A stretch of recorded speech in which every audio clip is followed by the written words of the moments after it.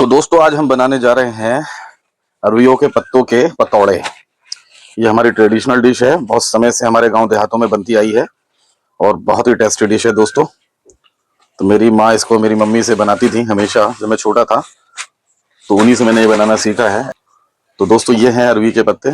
ये मेरे एक मित्र हैं, उनके बगीचे में ये उगे थे, तो उनसे मैंने ये मांगे हैं, तो उन्होंने मुझे ला के दिए। बिल्कुल फ्रेश हैं, ये मार्केट के नहीं हैं, किसी के बगीचे में उगे हुए हैं और ये ऑर्गेनिकली ग्रो किए गए हैं। तो दोस्तों हमने अरवी के पत्तों को बहुत अच्छी तरीके से धो लिया है और धोने के बाद सबसे पहले आप देखेंगे कि जो इनके डंठल होते हैं दोस्तों, ये इनके डंठल हैं। आप इनको यहाँ से कैंची से या नाइफ से इनको यहाँ से रिमूव कर दीजिए, ठीक है। ज़्यादा नहीं, बस थोड़ा थोड़ा। और इस तरीके से आप इनको रख लेंगे सरों को, तो इनके सारे डंठल इनके निकाल देने हैं, उनका कोई यूज़ नहीं होता है। तो दोस्तों देखिए हमने सारे पत्तों के डंठल काट लिए हैं।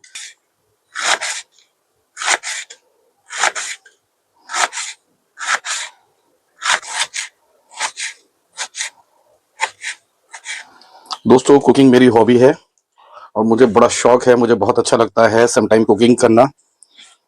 मतलब कुछ स्पेशल डिशेस हैं जिनको बनाना मुझे बहुत अच्छा लगता है। बेसिक ये हरी मिर्च है दोस्तों, इनको भी थोड़ा छोटा छोटा मतलब चॉप करना है और उसके बाद इसमें ऐड कर देना है,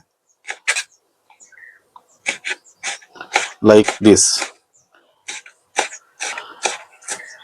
दोस्तों हरी मिर्च डालना ऑप्शन नहीं है, ये कंपलसरी है, इससे इसका टेस्ट बहुत अच्छा हो जाता है। हल्का सा तीखा तीखा इनके जो पतौड़े बनते हैं उनमें इसका हरी मिर्च का टेस्ट आता है। तो ये ऑप्शन में नहीं है, आपको इसे डालना ही होगा अगर आप चाहते हैं ये डिश अच्छी बने। तो दोस्तों आप देखेंगे कि हमने हरी मिर्च को चॉप कर लिया है, अब इनको भी इसी में ऐड कर देना है। तो दोस्तों इसमें ऐड हो गई। तो अब दोस्तों हमें लेनी है एक मीडियम आकार की प्याज। अब दोस्तों इसे भी हमें चॉप कर लेना है और चॉप इसको करेंगे लाइक दिस।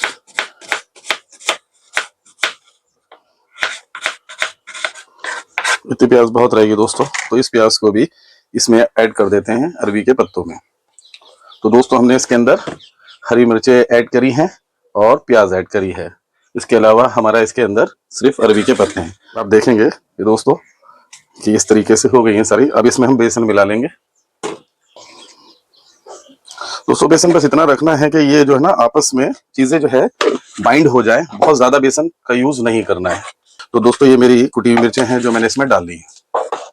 इसके साथ ही दोस्तों वैसे तो भुना जीरा जाता है, लेकिन अभी भुना नहीं है, तो कुछ थोड़ा बहुत ही इसमें जीरा डाल देते हैं। इसके बाद में दोस्तों इसमें जाएगा ये मिर्ची पाउडर और नमक। दोस्तों नमक इस हिसाब से लेना है क्योंकि सब्जी में भी जाएगा और इसमें भी आप नमक डाल रहे हैं, तो जब हम दोनों इन चीजों को आपस में ऐड करेंगे, मिलाएंगे, तो ये रिलीज करता है नमक। तो इस तरीके से नमक डालें कि आधा इसमें हो जाए, आधा ग्रेवी में हो।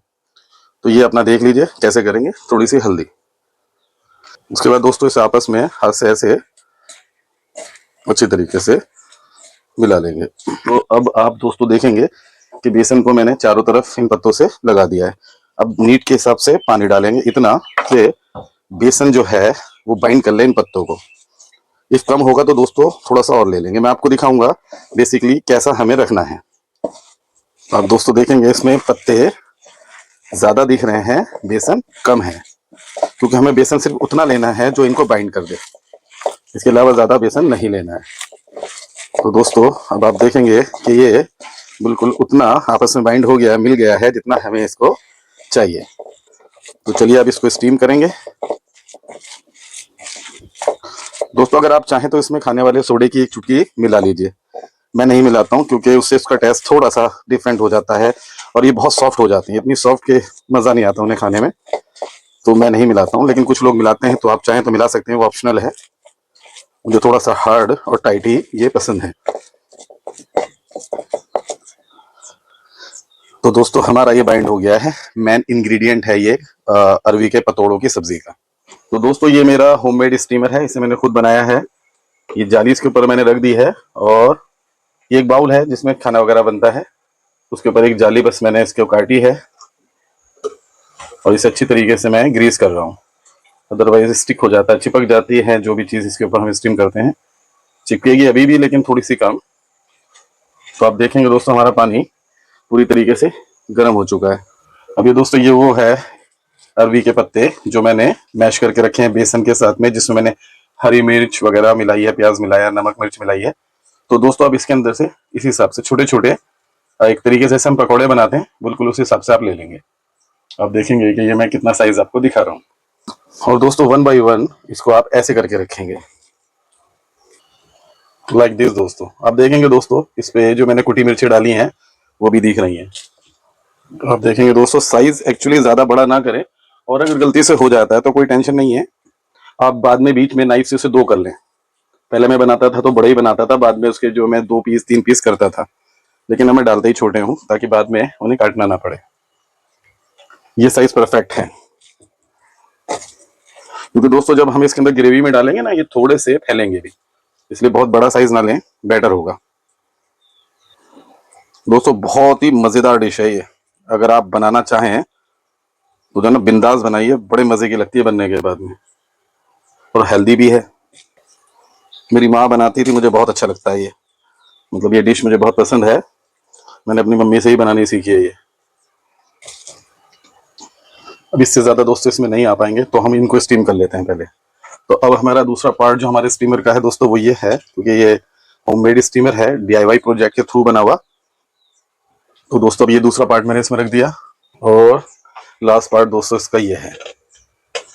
ये बिल्कुल ऐसे बनाया गया है कि इसके अंदर ये एकदम फिट बैठ जाता है। तो अब ये जो नीचे की स्टीम है वो इनको स्टीम कर देगी अच्छी तरीके से। तो दोस्तों आप देखेंगे कि हमारे जो पतौड़े हैं जो बहुत वेल स्टीम हो रहे हैं, आप देखेंगे टाइट हो गए हैं दोस्तों, ये देखिए ये परफेक्ट एकदम स्टीम हो चुके हैं, ये एकदम टाइट टाइट हो गए हैं। अब 1 मिनट इनको, इसको स्टीम को, ढक्कन को हटाकर इनको स्टीम किया जाएगा। तो दोस्तों अब इनको हमें एक बार इनको पलट देना है। पलटने से क्या होगा, जो ऊपर का जो पोर्शन है ना दोस्तों वो भी स्टीम हो जाएगा अच्छे से। तो दोस्तों आप देखेंगे कितना अच्छा ये स्टीम हुए हैं। बस 1 मिनट के बाद मैं इनको ट्रांसफर कर लूंगा दूसरे बर्तन में। तो दोस्तों 1 मिनट हो चुका है, अब बारी आती है इनको ट्रांसफर करने की। तो दोस्तों ये मैंने प्लेट ली है, अब इजी इजी आप इसको प्लेट में आप ट्रांसफर कर लीजिए, लाइक दिस। तो दोस्तों हमने यहाँ पर रखी है कढ़ाई। अब इसके अंदर जो हमारे पतौड़े स्टीम होके हमारे सामने आए हैं उनको हम फ्राई करेंगे। फ्राई करने के लिए दोस्तों मैं मस्टर्ड ऑयल लेता हूँ, सरसों का तेल, कड़वा तेल भी बोलते हैं जिसे, मुझे वो पसंद है, मैं रिफाइंड ऑयल यूज नहीं करता हूँ। इसके बाद अगर मुझे कुछ लेना होता है तो देसी घी। तो दोस्तों ये हमारे पतौड़े हैं जो हमें इसके अंदर ट्रांसफर करने हैं, इनको फ्राई कर लेना है। हल्का हल्का इसको दोस्तों फ्राई करना है, हल्की सी गोल्डन कोटिंग इस पे आ जाए तो समझ लीजिए ये हो गए हैं। हल्के ऐसे करिए। तो दोस्तों ये ऑलमोस्ट सब हो चुके हैं, अब इनको सबको हम ट्रांसफर इसमें कर लेते हैं। तो दोस्तों हमारे पतौड़े ये पूरे कंप्लीटली स्टीम देन फ्राई हो चुके हैं। अब इनको हम साइड में रख देते हैं और आगे का काम करते हैं। तो दोस्तों अभी जो तेल इसमें बचा था, अगर वो बहुत कम है तो उसके अंदर थोड़ा सा तेल और मिला लें, जैसे मैंने मिलाया है।